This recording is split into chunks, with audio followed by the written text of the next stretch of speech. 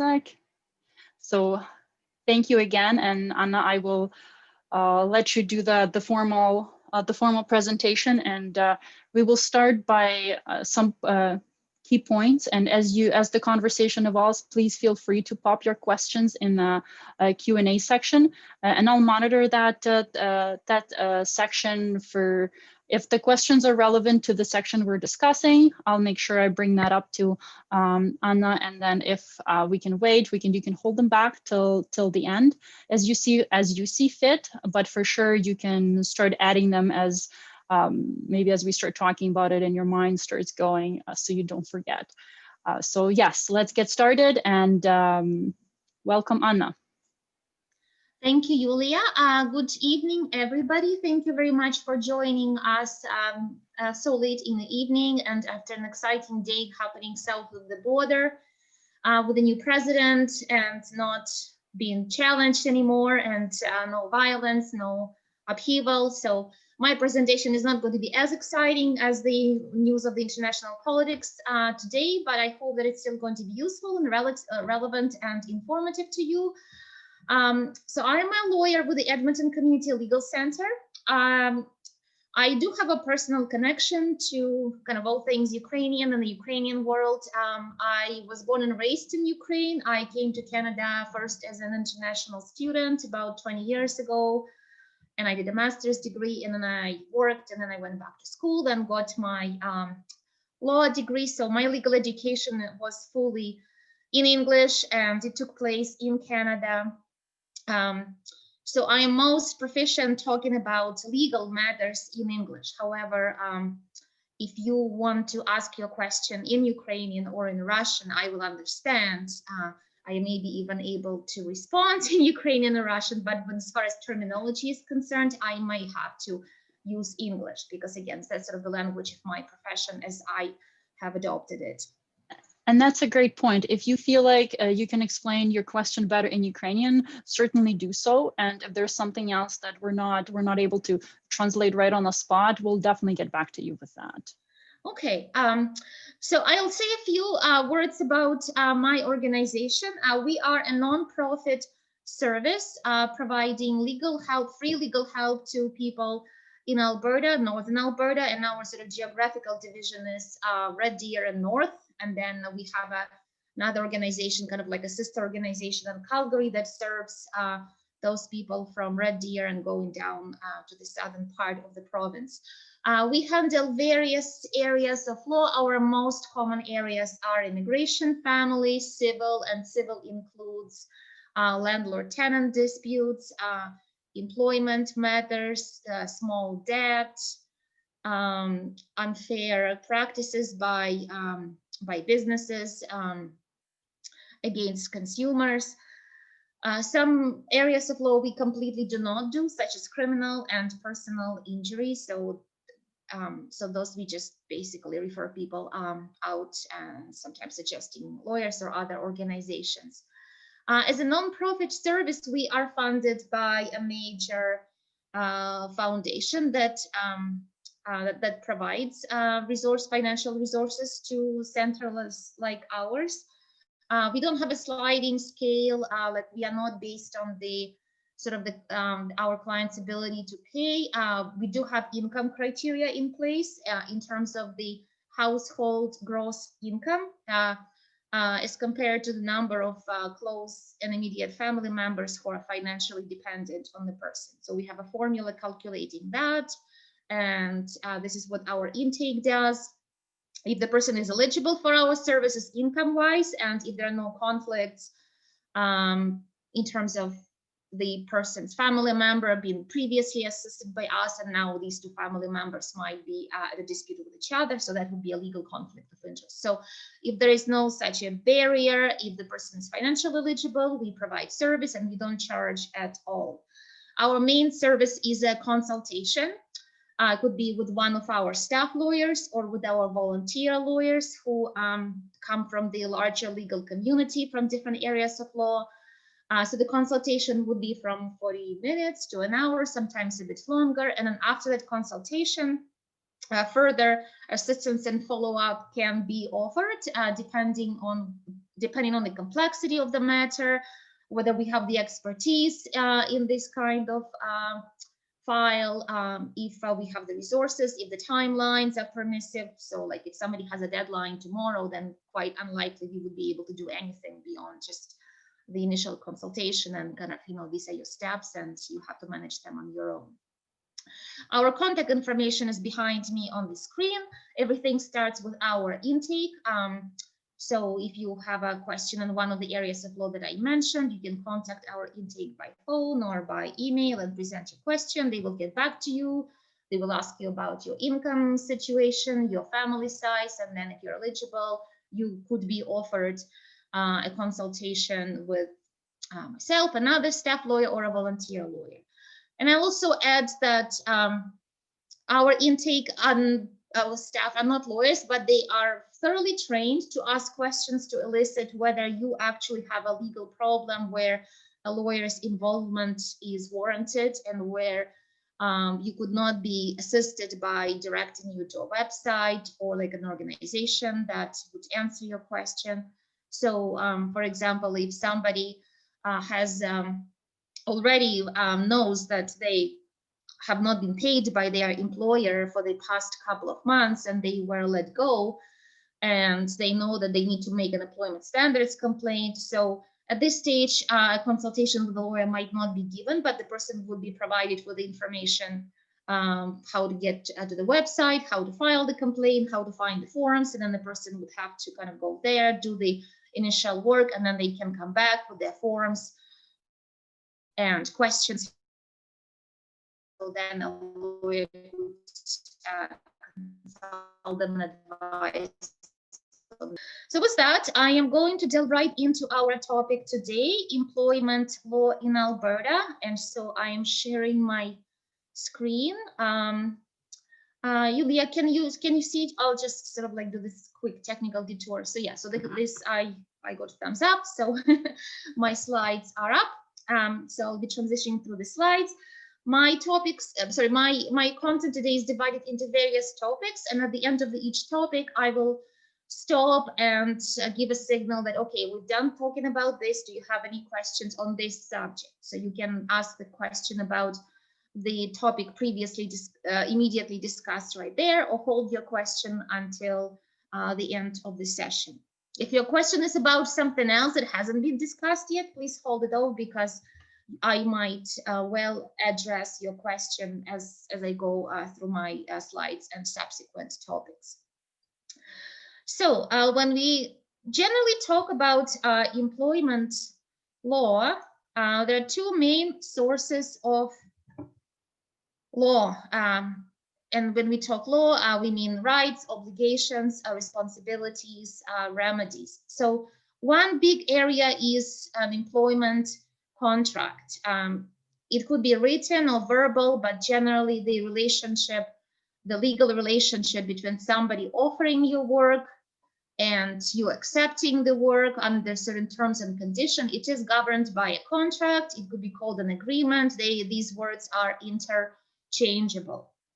And so whether written or oral, it would set out the length of time to work, the wages, vacation, time off, breaks, any benefits, entitlements, things like that.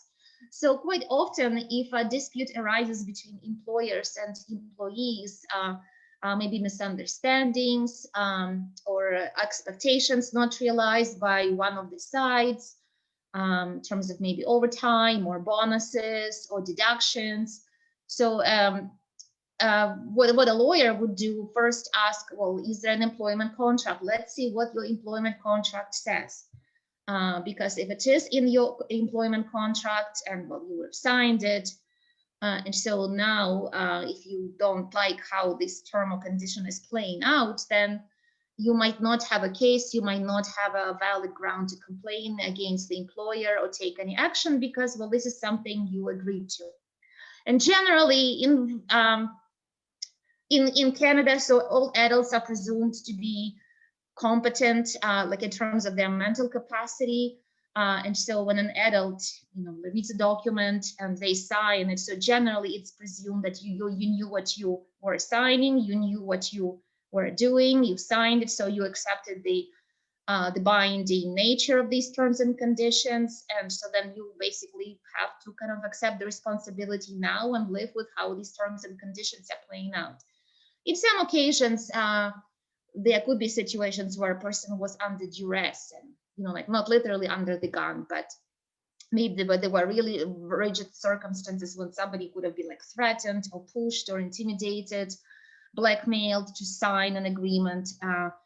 But those are fairly exceptional cases, and the Canadian courts and the legal system generally expects that, for adults to take this responsibility and follow the expectations and conditions to which they would have agreed in writing by affixing their signature to an agreement.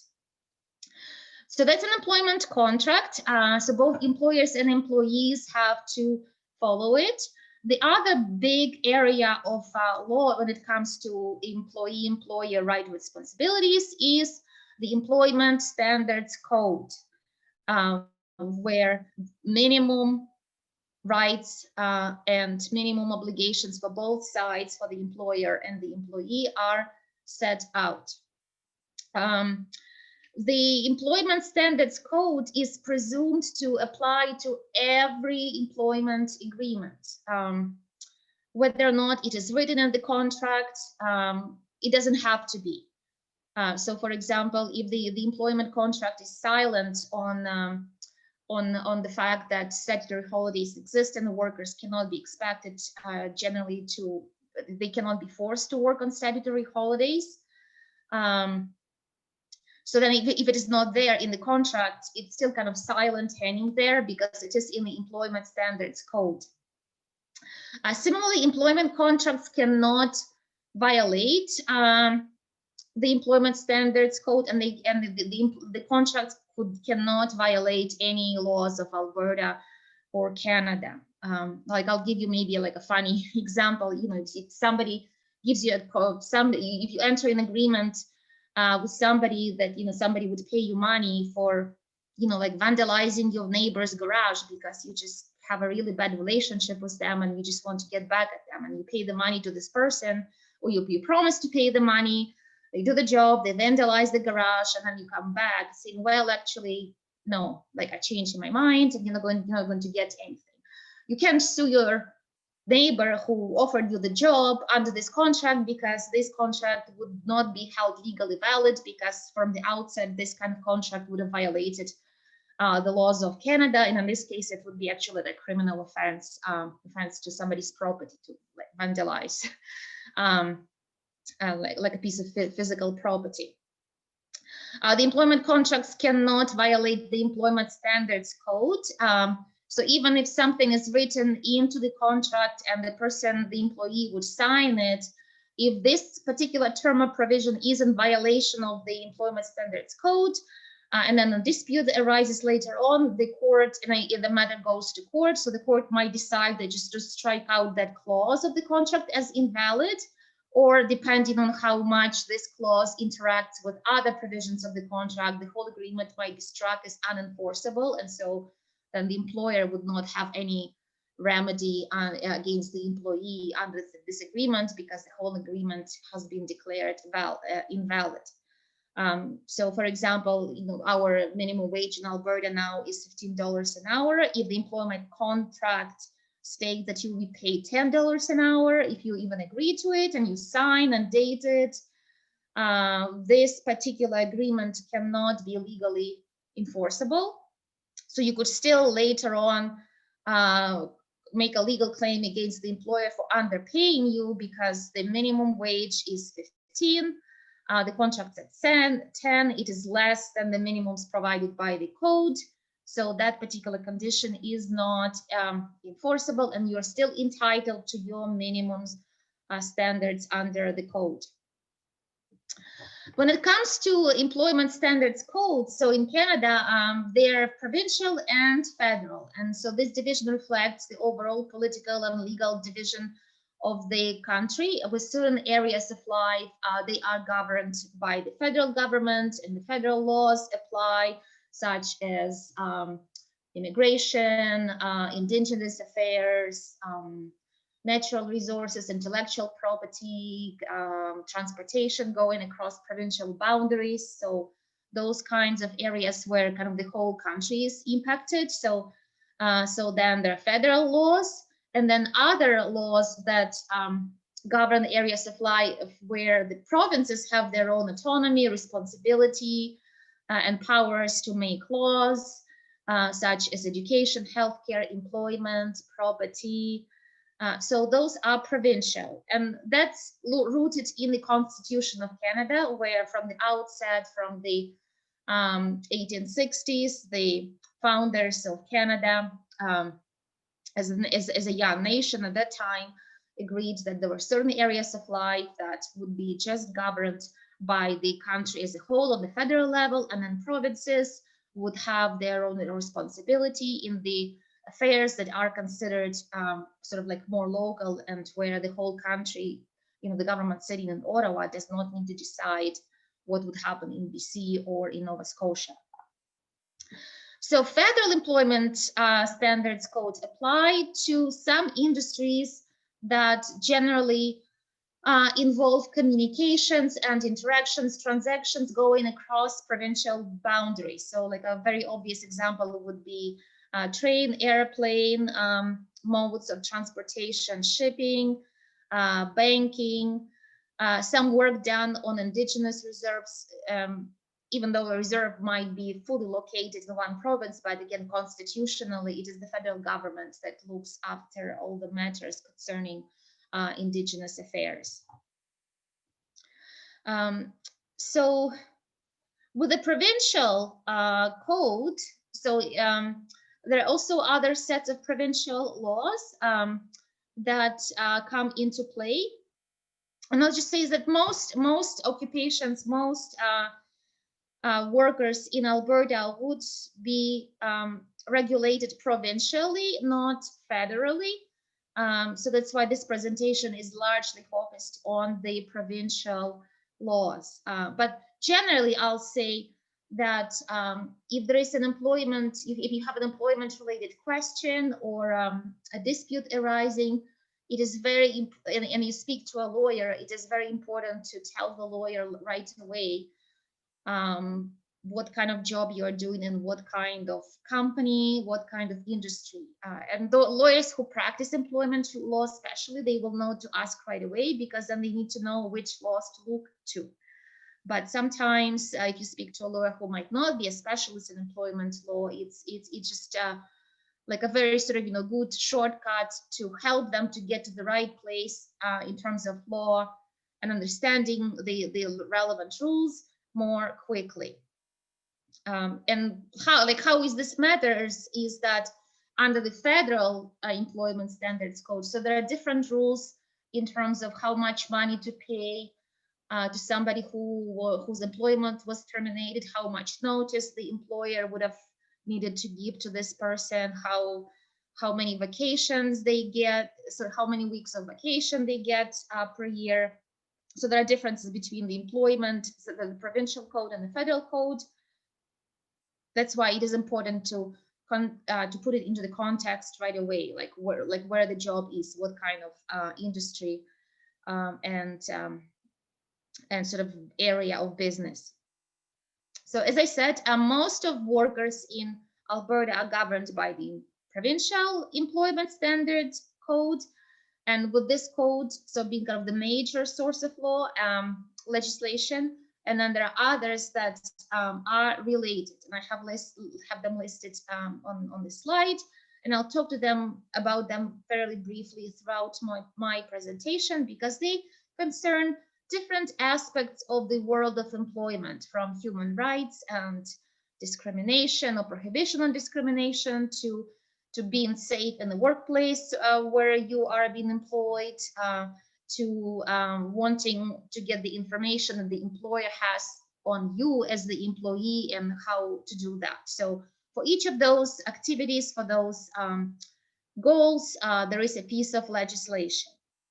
You may notice that many titles of these pieces of legislation have the word act and code in them. So like these are very common words to refer to the major, to the main source of law on a particular subject. So so act or a code. And then many acts and codes have regulations under them, and the regulations set out details that are kind of more specific and that could be fluctuating from year to year.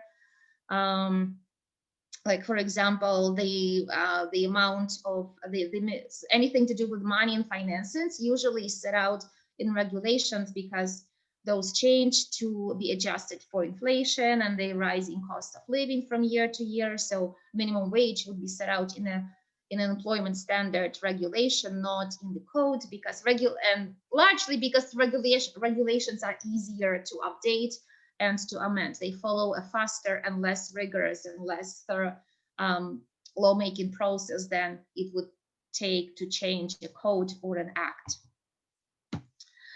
So Employment Standards Code, as I said, so the main source of law legislation in Alberta, it sets out minimum rules. I have a website provided on the slide. In all the laws in Alberta and Canada are available free of charge on government websites. They are very fair, they are up to date, and whatever actually laws are printed from the website in Alberta, so those are considered official versions. You don't have to have them notarized or certified or go to a court's library or anything like that. So whatever is on the website, printed out from this website, this is the official law, and it could be presented in the court if needed to the opposing party. And so that's an authoritative and reliable, credible source of legislation. If the contract gives more rights than what the Employment Standards Code says, so then the contract would rule. But as I said, the contract cannot give you less than the code. If the employer doesn't follow the code, a complaint could be made to the Employment Standards Office. I have the main website as the last bullet on the slide. There is really a lot of information under this topic about summarizing what the employment standards are, and of course with rules there are exceptions, and there are exceptions listed. Different industries involve various exceptions, and there's the process how to make an employment standards complaint. There's also a section on COVID related updates.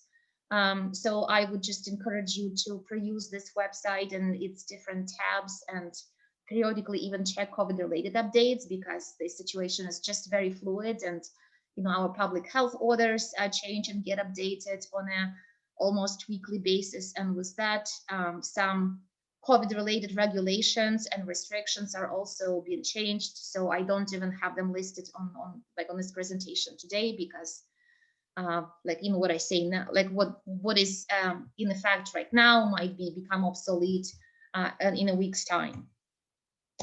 So let's look at the minimum rules about pay. So these minimums are taken from the Alberta Employment Standards Code. So the rules say that any worker has to be paid at least once a month. So again, it's just another example where this is just a minimum. A contract can say that somebody's paid twice a month, and this is a very common arrangement for employees to collect paychecks bi-weekly. But it cannot be, the contract cannot say, let's say the person is paid every 2 months. Even if the contract says it, it's not enforceable, because the contract in this case would be offering less than what the code entitles the worker to. Final check must be paid within 3 days of the person's last workday. The employer is not allowed to put any deductions into the the employer cannot impose any deduction on the employee except for taxes, except for a court order compelling the employer to divert money from the employee's wages, or if the employee agrees to it in writing. It could be a separate written agreement, like an addendum to the contract, or it's already written into the contract that, for example, deductions are made for meals, for lodging, for transportation, for uniform. Even with meals and lodging, there are maximums which employer can deduct on a daily basis, and not more than that. Minimum wage. So as I said, it's $15 an hour in Alberta. This the last change was in 2019, and we are still at this amount. It is a bit less for some students, and I'll give you examples of where a lesser wage would apply.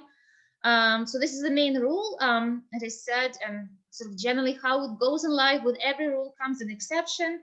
So I just gave you like two very common exceptions. So salespeople, especially those like working in real estate, trading securities, so they would be entitled to a weekly minimum, regardless of how many hours they would be working on a single day. And domestic employees, so those meaning that they live with their employer, like live-in nannies. So they are not subject to a minimum wage, but a minimum amount per month, regardless how many hours they work per day or per week. So as I said, with some students, younger students, those would be, so these are under 18 younger students, so they are governed by a lesser amount for the minimum wage, with a certain rule and sort of certain configuration that applies here. So it is $13 an hour for the first 28 hours per week while the school is in session, and so that would be reflective of the regular academic terms in a particular school. And then after the first 28 hours per week, this person, the student, would have to be paid as an adult, $15 an hour. During summer vacations, spring break, Christmas break, younger students are still treated as sort of younger students in terms of not being entitled to the full adult age. And so apart from the age, these people, so these younger students have to be actually actively enrolled in an educational institution. If somebody has dropped out of school for whatever reason, and they may be working, so then they just have to be treated as an adult to whom the full minimum wage of $15 an hour applies. Okay, so that was the end of my topic regarding wages and minimum wages. Are there any questions regarding the amount of money earned? I was just, as you were talking about at the very beginning about the different employment contracts, and I thought maybe that would be relevant. You mentioned that the verbal contract is something as a contract. Is it legally binding if a person says, I will hire you for the job, but you will do this and that, and then an employee agrees to do this and that, and then they don't, or the other way around?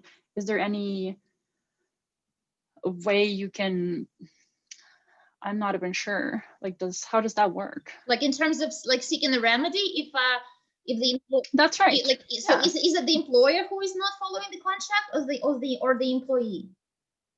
Say the person has a right to have a vacation day on their, say, a statutory holiday, and they're asked to work, but they don't have that's not a legal contract. Like, why is it a legal contract? It's just a verbal contract, and they're entitled to that statutory holiday, but they must work. Yeah, so statutory holidays actually are covered by minimum standards. So if the person, maybe let's just go even to that slide right now, and then I'll just come back so that you have sort of the visual content as an aid while I'm talking and explaining this. So we have statutory holidays, which are generally given to workers as days off. And anybody not working on a statutory holiday, and not normally working, not asked to work on a stat holiday, so then they don't get paid.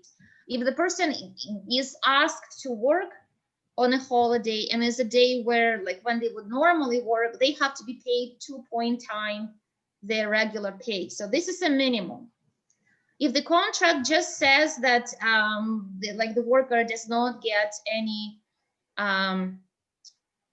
any days off, that like in terms of during the week. So for example, like the contract says that you always work Monday to Friday, like without exceptions. And then if a statutory holiday, as they often do, they fall on a work day, so then the person would have to be paid 2 point time times. And even if the contract is silent, so then that provision of the contract is not enforceable. So if the person, let's say, works on Canada Day, and like a Canada Day is a Wednesday, and this is like their regular day of work, but it's a stat holiday, they get paid only their regular rate, they can make a complaint to the employment standards, and they would have to provide documentation and a written explanation to show that, like I was only paid my regular rate, but I worked 10 days, I worked 10 hours on that day, and it's against the minimum standards. I see. Okay. Yeah. So then the employer cannot use it as a defense against the employee to respond by saying, well, like this was in your contract. You had like a week to review the contract. You knew that what you were signing. This is what I expect you to do. This is what I need for my workplace. And I cannot treat it as a, giving you 2 point times your regular pay because it's just not business feasible for me. Well, the employer cannot back out of their obligation under the minimum standards. Okay, and then you mentioned something about the domestic employees, that there is like a certain minimum wage allocated to that, the monthly wage. Mm-hmm. And who would so that's just that's just a monthly. Where was our domestic? Yeah, so this is the current amount. Yeah, so this applies only to live in. Like I guess the most common example, I can't even think of any other reason why somebody would be living in the employer's home apart from looking after a child or an adult who is sick or disabled. Yeah, kind of like. So those would be those. I see. Yeah, I just wanted to clarify. Yeah, like in the old days, like wealthier people and people with higher standing in the society had like butlers and servants and maids and cooks who lived in the premises. But we do have those support, the support people that often do live in with. Yeah, so and those are usually, like I said, those are usually caregiving occupations, yeah, and not just like provide meals for the family or I see. Like watch who is coming into the house or look after somebody's garden, which usually just doesn't happen. That those non-caregiving occupations usually don't involve actually living with your employer. For sure. Okay, so I don't see any other questions in the Q&A section, so we'll just continue on. Oh, never mind. Yeah. Mm-hmm. So there's I'm not sure. Do you see the question? Yes. So there is actually. I see there is a question. So the question, I don't know. Shall I read it? I guess can I just like deal with it? Yeah, you can. Read it out? Yeah, you can. Sure, you can read the question out and then you can respond to that for sure. Okay, so maybe just for the benefit of everybody, I'll just say the question in English. Yeah. So sure. The question is, if the salary is more than minimum standards, but more than in the contract. Okay, that's a good question, and I guess it would be a good example. So if the contract offers more than the employment standards, then the employer has to follow the contract. So to tie this statement to the person's example, so let's say if the minimum wage is 15, let's say the person is hired as a to assist with house renovations. So the minimum wage is 15. The employer hires the person, and the employment contract says that the person would pay let's say $25 an hour. So it's more than the employment standards minimum. But then the employer, when it comes time to the paycheck, the employer says, well, it's kind of difficult times now. The industry activity is down and I cannot pay you 25 under the contract. So unfortunately, I can only pay you 20 an hour. So in that case, what the employer pays is still more. What the employer actually pays is more than the code, but it's less than the contract. So in this case, the employee has legal claim against the employer, but not to the employment. Well, actually, they can still go to the employment standards because the wages are less than what the contract said. Okay. So yeah, just to sum up, so the contract, the employment contract can offer more, and then the contract rules. But if the contract offers less, then the contract cannot rule, then the employment standards minimums rule. Okay, we have so another the person does have a right to take that to action because of the binding of the contract. Okay. Yeah. And so the other question too, it says that I worked with a contract limited 1 year, but they ask to stay working after. But if they don't give the contract, is that okay? Is that legal? Well, it is legal because the agreement can be oral, right? Like it doesn't have to be in writing, but like as a lawyer, I always tell my clients, get whatever. If anybody asks you to do anything, if there is any kind of transaction in place that you're offered money to do X, Y, Z, or you are asked to pay money in exchange for somebody doing something for you, always get it in writing. So if in this situation, so the contract expires and the employer sort of treats the continuation of the person's attendance, performance of duties as business as usual, so then and they continue paying you the same amount, then basically you can't demand more because more was not agreed upon. So it is, and then it just like creates a lot of uncertainty in terms of like, am I like, what is the duration of my contract now? Am I entitled to any? Am I entitled to any bonuses? Like, why am I treated maybe differently than other employees? Maybe sometimes in the contract, well, actually, it has to be in the contract, like written properly. Any healthcare benefits, any kind of like professional development benefits. So if you don't have a written contract, then you're just on a very kind of flaky ground in a very sort of ambiguous, obscure, foggy territory where but it is still legal. It is still, there's nothing illegal about it. It's just not giving you the options, right? And if the person, you just don't know the full sort of spectrum of things to which you are entitled. So then it just kind of makes it difficult for you, to ask for certain things because the employer never agreed to it. It's much easier to ask for something, to follow up, to remind when you have a contract. They can say, like clause 5 of my contract says this. Why am I not getting this?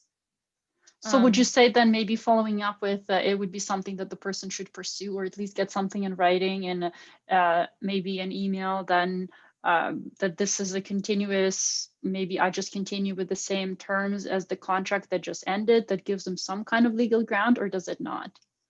Yeah, that's a very good point, and it's very practical and sort of very effective, and it's kind of just like a good sort of approach, sort of like for life, so to speak, kind of to conduct your like life affairs, to approach the employer and ask them for a new contract, for a new agreement. Large organizations usually have human resources. Sometimes they have full human resource departments, or at least one person who is responsible in that organization looking after employees, hiring, terminating, extending contracts, doing payroll, so those things. So you could ask that person, to meet with you and give you an agreement. I just, sorry, Anna, I want to make sure that we stay a little bit on track because we still have quite a bit to go through our the topic, and I don't want to tire everyone out. Yeah. Okay. Yeah. And I'll just finish. Yeah. So, but it's sometimes also if the contract would be like, if it is written, it doesn't have to be like a 30-page with like dense legalese paragraphs that just kind of make you cross-eyed as soon as you look at the page. It could be something even as simple as an email, or sometimes even a text message where you confirm that, okay, I'm going to continue with this job for the next 6 months and my wage stays the same, or as you told me that my wage now is going to be increased and I'm going to be getting $30 an hour. Please confirm that my understanding is correct. If the employer responds saying, yeah, sounds good, this is what we agreed on, That's like you have an agreement. So I you have see. it in writing. Doesn't matter that it's just all exchange of emails. You have it in writing, and and it's like a permanent record. And so then if it comes down to employer paying you less, like 2 weeks later or whatever, a couple of months later, then you would have a legal claim against them because you actually agreed on a higher wage and you have proof of that. Okay. Okay. That makes sense. Thank you so much. Yeah, no problem. Yeah. Okay. So yeah, so let's go on. Okay, let me just minimize this. Yeah. So hours of work cannot be more than 12 hours in a row unless there is an emergency, and it has to be like a pretty tough emergency where the person's presence is absolutely justified. You know, like somebody's working in a store at the end of their shift, you know, there is just a major upheaval, you know, like a major flood, and so everybody, just whoever is like on the premises, they have to deal with the flood, and that takes 3 or 4 hours. So in that case, the employer can ask you to work more because that emergency has to be taken care of.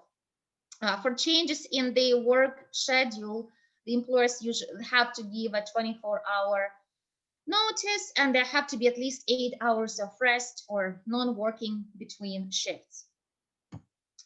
Overtime is usually paid 1.5 regular pay, and overtime is defined as working 8 hours in one day. So anything after that would be overtime, or on a weekly basis, it would have to be 44 hours a week. After that amount, then any hours in excess that become overtime, and then the worker must be paid 1 point time their regular pay.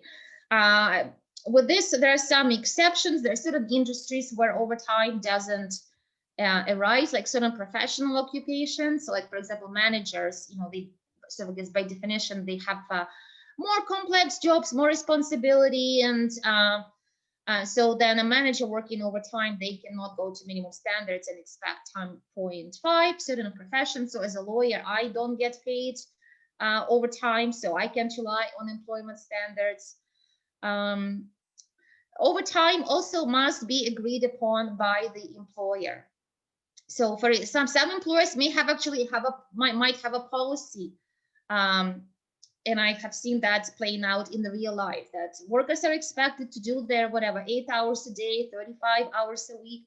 That's it. If you need more time to finish whatever task, and there is always another day, you come tomorrow and you do your job. If sometimes the person is struggling to fit their performance into those allocated hours, it could be like a performance issue, or maybe not enough training, not enough support for the person's better performance. So that could be discussed, and employer might be given some help. But if the employer says that, well, I like overtime is not actually allowed, or it's allowed when you get my approval in advance, then employees cannot simply, you know, stay behind whatever day and work 10, 11 hours just because they wanted to finish something earlier and not to leave it hanging over them, or because they go on vacation next day, and again, they don't want that overshadowing the whole vacation week. If that was not agreed upon by the employer in advance, then they can't expect to be paid anything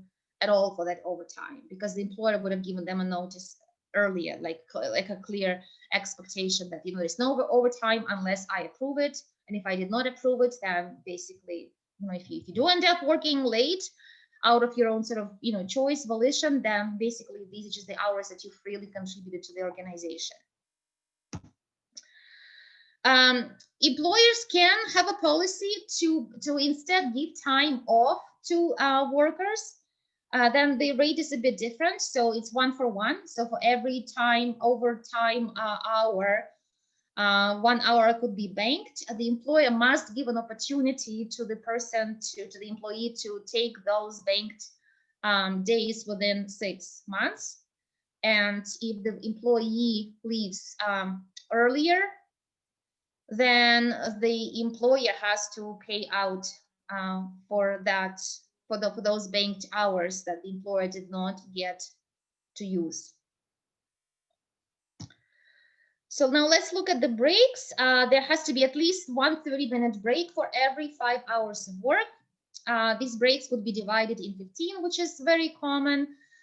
These breaks don't have to be paid, which might kind of come as a surprise to you, but generally employers in Alberta, in Canada, sort of like they're kind of, I guess, more understanding, more sort of generous, and in many workplaces a 30-minute break, while it is a minimum just to give it to the person, not to be working, but they actually agreed to pay for this half-an-hour break. And in some places even the whole break, the whole hour could be paid for, and this is something that would be stipulated in a contract, so that both sides are clear on, okay, so the employment minimum is a 30-minute break, so that's clear, but then because it could be paid, could be not paid, so just to have the best understanding and the best clarity between the two sides, it's better to have it in writing in a contract or an agreement. Days off happen every week, at least one day. There is a mix and match flexibility here between employees and employers. So for example, employee can be working 2 weeks straight, but then they have to get at least 2 days off, and then sort of it goes on like this. Sort of the more days off, the more weeks uninterrupted worked, so the corresponding amount of days in a row at the minimum has to be provided. But then sort of this progression stops after 4 weeks. So you can be just working 5, 6, 7 weeks and then get like all those days in a row. So after 24 days, which is 7 weeks, so then there has to be a break and the person has to get their minimum 4 days in a row.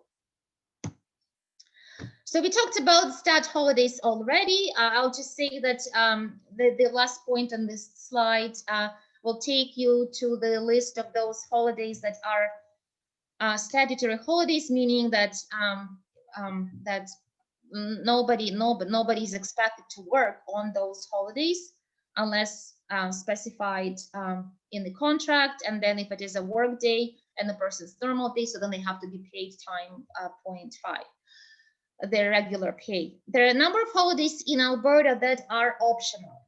So those days are Boxing Day, the Heritage Day in August, which is the first, the first Monday of August or second Monday of August, Easter Monday. So it's up to the employer. If they want to designate it as a holiday, they can. And it's better to have that written into the agreement, but they don't have to because it's not like a mandatory holiday legislated by the province. Vacations. Anybody working at least a year would be entitled to 2 weeks of vacation. If the person works somewhere less than a year, then they're not entitled to a vacation minimum.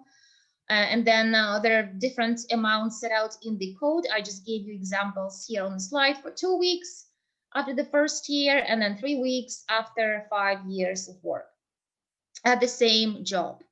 Again, these are minimums. Many places, well, not, I shouldn't say many places, but some places, some employers might give you more after like a greater amount of years as a sort of like as a gesture of gratitude for long service, for loyalty. So the more years the person spent, so the vacation, like for example, after 5 years, some employers would give 5 or 6 weeks of vacation. And so then again, the best to have that written out in the contract.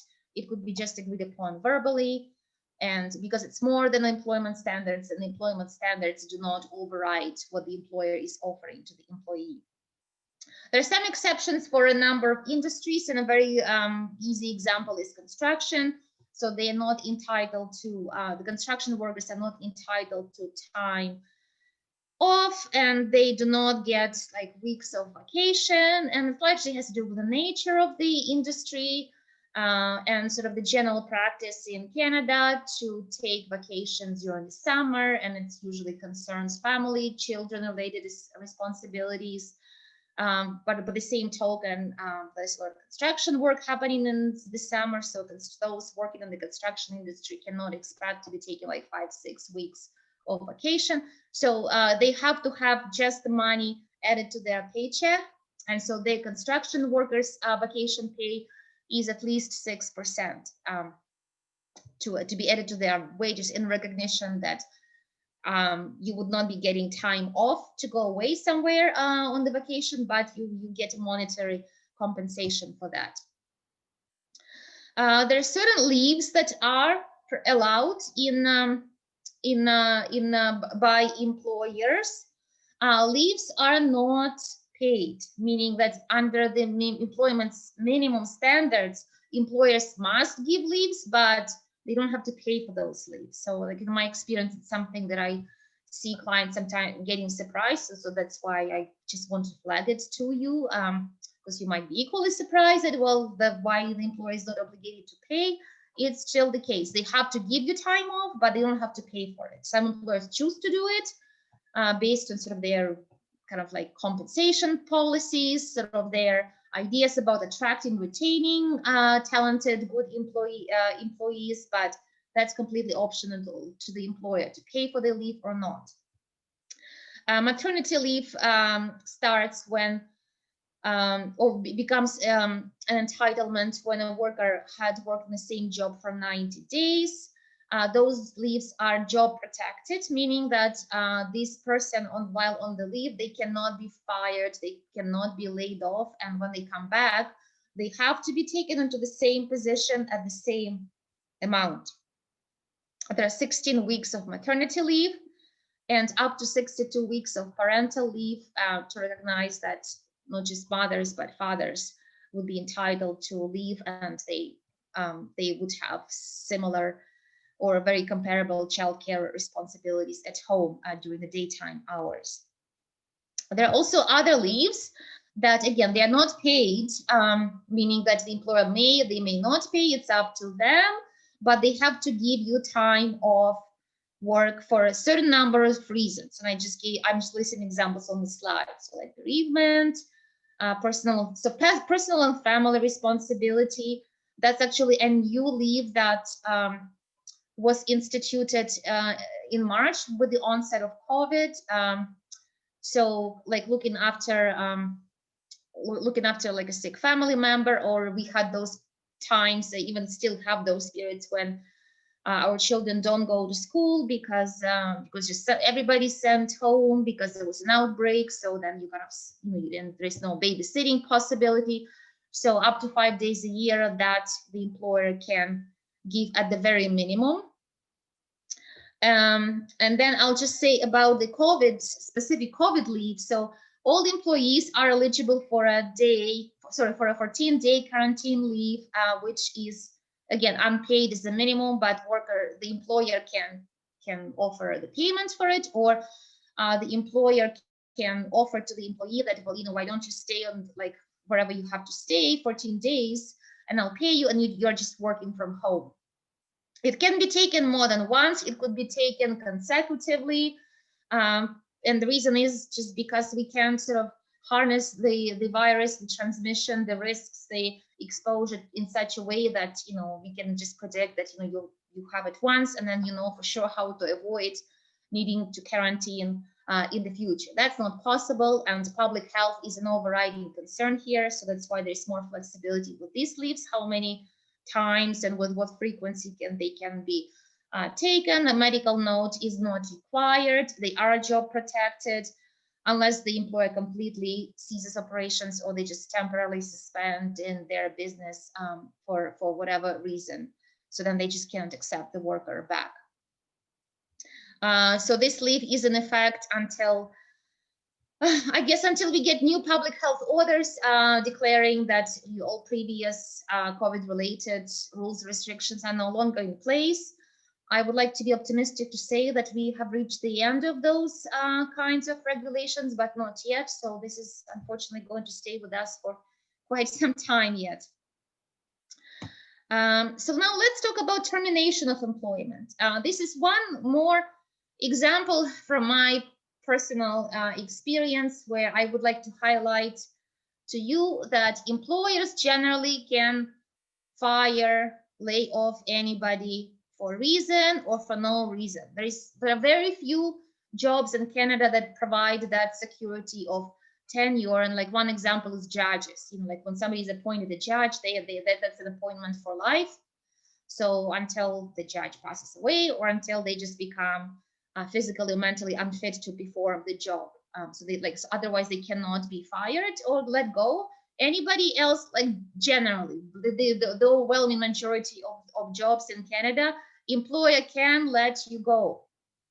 But if they hire, if you are given, if you are being let go with cause because you did something wrong, like serious, so then there would be no notice. The worker might be sent packing like at the end of the day when this wrongdoing is uncovered, or the employer can let you go without cause, like there's no reason, but they just decided not to keep you anymore. And they are absolutely legally entitled to do that, but they must give you either a notice, sufficient time sort of to give you heads up, like this is coming, your employment will be terminated, or if there is no notice, the employer has to pay out the amount that would be equivalent to a reasonable notice. So this like the last wages and the amount must be paid to the person within the 3 days after the last day. So this is the provincial. These are the provincial rules. The rules are slightly different for federal industries like interprovincial transportation, banking, airlines.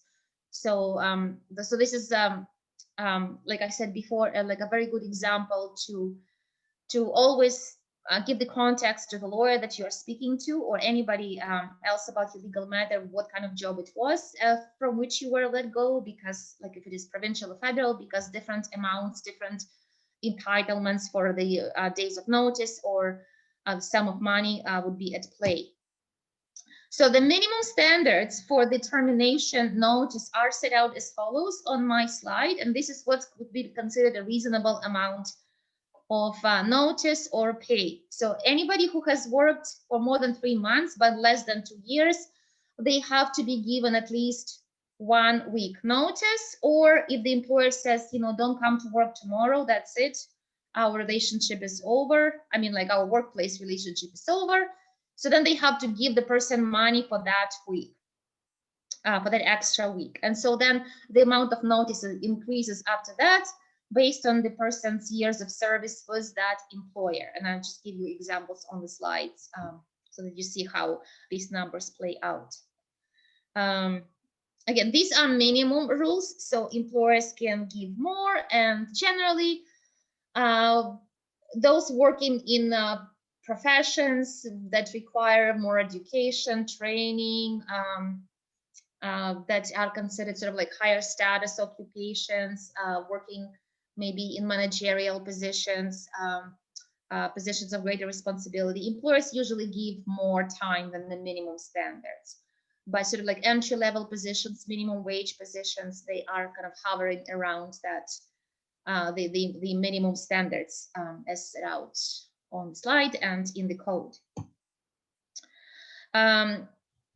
Sometimes a worker could be entitled to more than the minimum notice, and that entitlement usually arises after more years of service, and if the person is in a particular sort of circumstance where they should be, so their limitations with finding work now are more pronounced. So like I'll give you an example. If somebody, let's say, was hired in an administrative capacity 20 years ago, and so after 20 years the employer decided to let them go, so they would just could look into the code and they figure out, okay, so let's say for more than 10 years of service, I have to give you a 5-week notice, so basically that's the amount.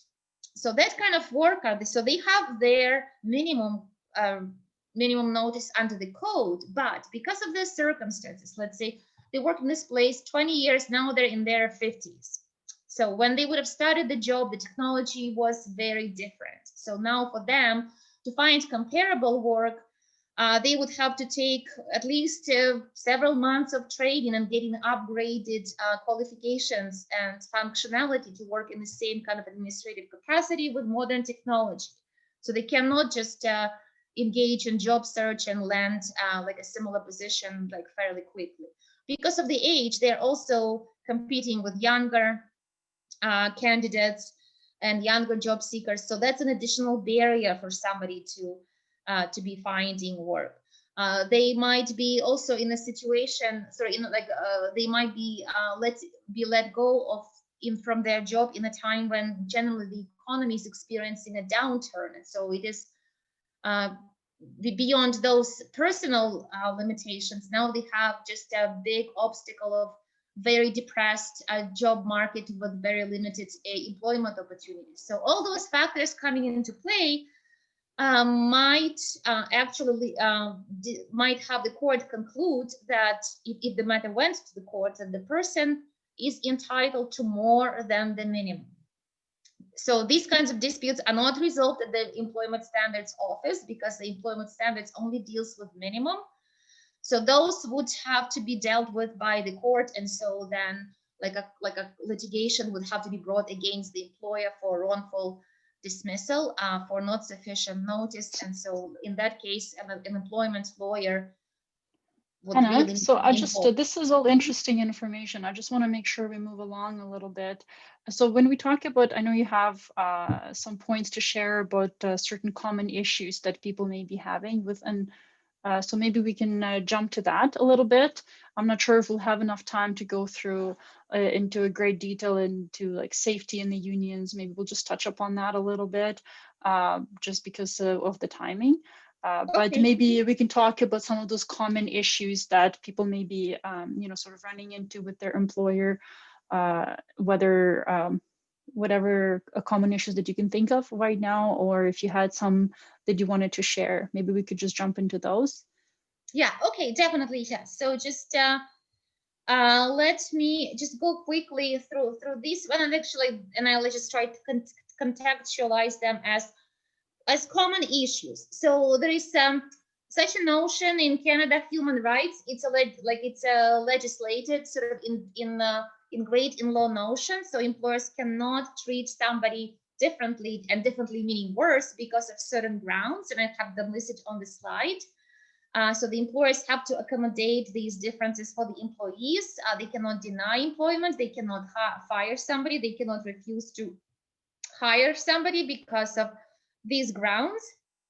And the employers have to accommodate workers' disabilities to the point of undue hardship to the employer. So, and undue hardship means that the employer would have to make provisions for physical access, for workspace, for maybe like a different schedule to come to work, so that the person's disability or limitation or any of these protected grounds are considered.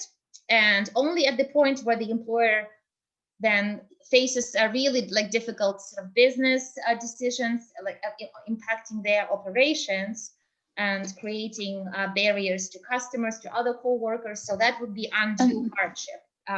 And what else would that duty to accommodate mean? Because it has a few different points with it. I know some of it is the religious beliefs. If you were to have to attend, if it's a holiday that is something that you follow, religious holiday, or how about those other things like certain doctor's appointments, or maybe if you need to see a therapist and that is the time that works for you. What are those things? Does that still kind of fall under that duty? Yeah, so it's duty accommodated, yes. So it would come to the ground. So generally with human rights, and if somebody believes that they have a discrimination case, that they were treated badly, so and they want to make a complaint about it or seek recourse, so then that has to be tied to a specific ground. Yeah, so that I have them listed like they're on the slide, right? So it has to be tied to a health condition, or like, for example, family status is very common. Sure. Yeah, like if somebody has like young children and caregiver, like a daytime caregiver is just difficult to be found or unaffordable, so the employer cannot let the person go because let's say the person can only come to work in the afternoon because in the morning they don't have a caregiver. So the employer must try to accommodate and offer alternate work hours to the person. So for example, they would start their work at 1 and finish at 7. something like that. I see. Or now I see. work from home arrangements are becoming more common, so the employer must now explore that, okay, you can stay at home and look after children, but you can do the work at home in the morning, and then you come to the office in the afternoon.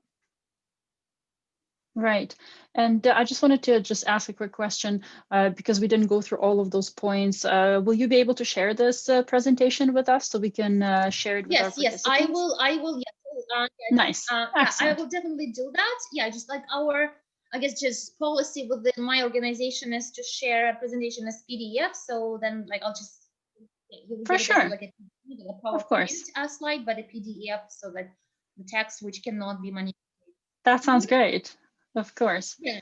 I'm not sure if there are any others. Maybe we'll just ask people if they had some questions right now. I know there was a bit of a follow-up earlier about, we talked about those verbal contracts and how did that, and say if there was nothing else written after that, there was, if you will continue without a written agreement, you haven't any guarantees about salary hours, conditions, etc.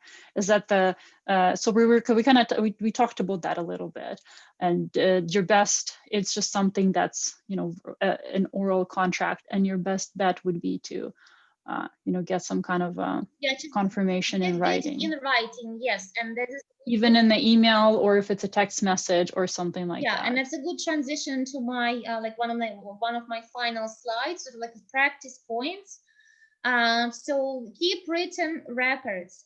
So like from the outset, yes, get like, so those vital terms of your agreement with the employer in writing, like from the outset. And then as you're working, let's say, you know, like the job unfolds, weeks and months pass, and then problems maybe start arising. So maybe like you are seeing that you are treated differently, like negatively comments are made about you, or you know, sometimes you are asked to be working overtime, and then you don't get those by your boss, and then you don't get those hours reflected in your paycheck at all. So as soon as kind of the beginnings of the problems start arising, make records. Like keep like a log or a diary. You know, it could be very informal. It's gonna be, you know, the date and what happened in, could be sentences, could be just bullet points, so that you start creating your own evidence. So then later on, if you do have a claim, a complaint about your employer, well, generally in law, like anything has to be proven. You know, there are very few things presumed. Yeah, that makes sense. That makes sense. And I see you're giving some timelines on how, when things should be sort of filed so or brought. When to bring complaints, yeah, but before in that, so yeah, so and I will say, so keep a look, especially when it comes to amounts of money paid, amount of hours worked. I have very often cases where, you know, clients would tell me that, you know, I worked all these crazy hours, but the paychecks don't reflect them. It's like, okay, well, so you're telling me that you work, you know, 20-30 hours a month more than what your paychecks show. You know, you're claiming something, you need to prove it. So did you keep your records of these hours? Well, no, I didn't. Or, you know, and then people try to reproduce the hours, and, you know, they go to their text messages and emails, and sometimes it becomes messy, sometimes it becomes just impossible, because people like, you know, I don't remember. I remember that there were crazy hours that I worked, you know, and I spent like 15 hours working on Canada Day, but there's no record. So there's another question, Anna. There's another question here. As if you're working remotely in one province for a company, and in another province, which province's laws are you subject to? The province in which the company is in, or the one that? Yeah. So again, so assuming that it is a provincially regulated industry, like for example, like it's not a company that like let's say like for example, like it is a transportation company.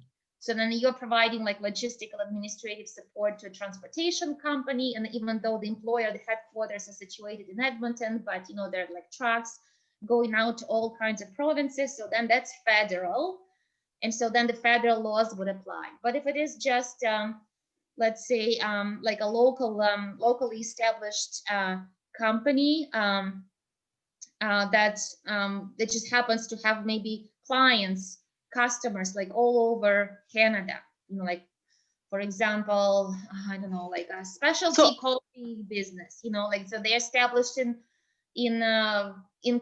Edmonton, so they might be selling their products to, you know, like all over the country, and your job might involve managing accounts with customers outside of Alberta, but because it's an Alberta employer and because it's not a federal industry, so then the Alberta laws would apply. But if you were to work in Alberta, but your employer is, say, from BC, so that would either be specified in your contract that you would be then whatever jurisdiction you're following, right? The employer is in BC. So the first question would be, is this the place to which federal laws would apply? And again, you know, like federal laws, it depends on the industry. Let's say it's a consulting. Let's say it's a consulting firm. They do different kind of business management consulting. So like again, if it does not fall under the federally regulated industry, so then the law of the headquarters would apply to that. So it would be British Columbia, even though you're a worker here. I see. Okay. Even though you're situated in Alberta, like physically, but now you're doing work for this BC employer, and it is not like a federally regulated industry, so you have to follow the BC laws and kind of have to become familiar with their employment standards. So but I just comparable from province to province. Like there are not huge differences. I'm just going to ask if anyone else had any other questions, just while we're kind of wrapping up here slowly. One question I was wondering too, because we often have people from that are you know, recent immigrants, and maybe there's some sort of common issues that you've encountered. If you have anything to just like just the points to share, if there are anything, you know, any other that are specific to that. I guess like something that comes up often is, you know, there might be also, you know, cultural differences at play, where if the problem arises, like I see sometimes clients, you know, they kind of like quietly sort of suffer, and then at some point sort of, you know, they leave, or, you know, they said, okay, well, that was like a serious issue. Then I need a lawyer, you know, that's just going to take me to the court. So like this cannot continue anymore. So always try to communicate with the employer first and try to resolve the issue sort of, you know, horizontally, kind of, you know, like eye to eye on the same level before you would get involved with a lawyer. Give an opportunity to the employer to remedy the situation. Of course, there are certain cases where this is not like realistic, where it's not reasonably possible. Like if the employer treats you so badly, and it's an issue of like harassment, denigration, kind of, you know, moral, psychological intimidation, where you just don't even you're comfortable being in the same room with the employer, so you can't approach them easily. But, you know, otherwise, try to talk to the employer. That's a good point. Good conflict resolution too. Yeah. You know, like, I'll say, you know, like my organization, so we do provide free legal service, but our help is fairly limited. So people have to meet the income criteria, income criteria, then you're in the territory of hiring lawyers, and you know, like lawyers are expensive. So I just have one, there's one more question here, and it says, I'll just read it out. It says, I know many situations when workers working on an unusual schedule, not according to the code, they don't like this, but because of their moral or physical situation, they don't want to make a claim. Can someone make a claim instead of a worker? Well, the employee, so okay, so if it is let's say if it is a situation of workplace safety, like physical safety, like environmental safety and environmental conditions, so those complaints could be made anonymously, and so then the government's inspector would come out to investigate. So then the identity of the person will not be revealed to the employer. But if it concerns somebody's individual circumstance, like wages, you know, hours not paid, like super long hours worked, then employment standards complaint has to be brought by the person.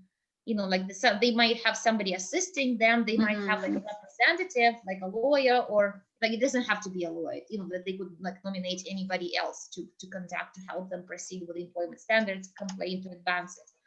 But it is not possible to bring like an employment standards complaint and sort of, you know, conceal who the person is, because then, you know, because then the employment standards office needs to investigate. They need to see the records, right? If the employer owes money, well, they have to figure out who the money is owed to, right? So like the person. That's right. So eventually it will all end up with the person, you know, that say you potentially could have been kind of making a claim for. They would still have to come up. Well, this is all really helpful and very useful, I think, for myself too. It was great. Thank you so much, Anna. I just, so we have a little bit more information about your organization, about Edmonton Community Legal Centre. Summary on the slides. Like I'll say, my own specialty is immigration law. You know, I do a little bit of employment law, but kind of, you know, my main gig, so to speak, is immigration, refugee claims, citizenship. But then so the first place to inquire about the extent of service that would be offered to you would be to contact our intake. Right now, because of COVID-related restrictions, we have very minimal presence in the office. We can't accommodate walk-ins. Client appointments by default are over the phone unless physical presence is necessary. But like I'll say, we have adjusted extremely well to working from home. So our intake, they're not at the office, but they're working remotely, phone, email right now. We're all getting better at this. We're finally starting to get a hang of it. We're getting more efficient in our home offices. Yeah. So right for now, sure. Probably would be just faster. Our intake is very diligent. The phone calls are returned. Emails are responded to. Email right now is a bit faster, so that you can initiate the conversation. Depending on how much you give in your original message, the intake will follow up with you. Like I said before, they will ask about your income, your family size, and they will ask you more details about like what is your situation. Sure. Legal issue, or maybe not. You just need to know where to go, or you know, sometimes people sort of want to take the opportunity to complain about how how they think it's not fair, but then in our check, you know, there's nothing you can do. Like I gave you the example before, the employer lets you go.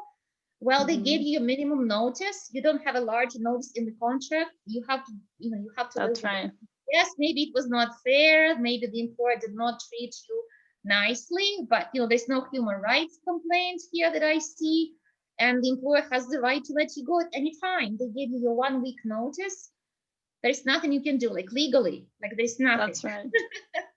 Well, this is, again, like I said, very helpful. Thank you so much, Anna. I will just end our evening, I think, on this note. I think after this presentation, I hope people felt a little bit more confident that they know how the labor laws, how it's shaped here in Alberta, and sort of where to go if they had some extra questions, if they wanted to kind of dive deeper into it. We're all here to, if you want to reach out, if you had any other questions, and we'll make sure that we can follow up or connect you with those people that, the advice you're seeking. Just wanted to say thank you for all of the participants that attended. Thank you for the great questions. I think it made the conversation interesting for all of us. I just wanted to take a minute to say that we will have more webinars kind of focusing on this information sharing, one of which will be becoming changing your qualifications as an immigrant professional. So that will happen in February. I think the date is 11th. Yeah, so how to become licensed in Alberta. And then we have coping with change and active listening skills. And these are those sort of mental health pieces that we talk about right now during the pandemic. So please just pop on our Facebook and get those dates and make sure you register and stay safe, stay healthy. Hopefully we'll be able to have these sessions in person and chat after it's done in an informal way. But for now, we'll take it as is. Thank you again very much. And thank you everyone for joining. Thank you, Anna. Have a good evening. Yeah, thank you very much. Have a good evening. Yes, Bye-bye. thank you. Bye-bye.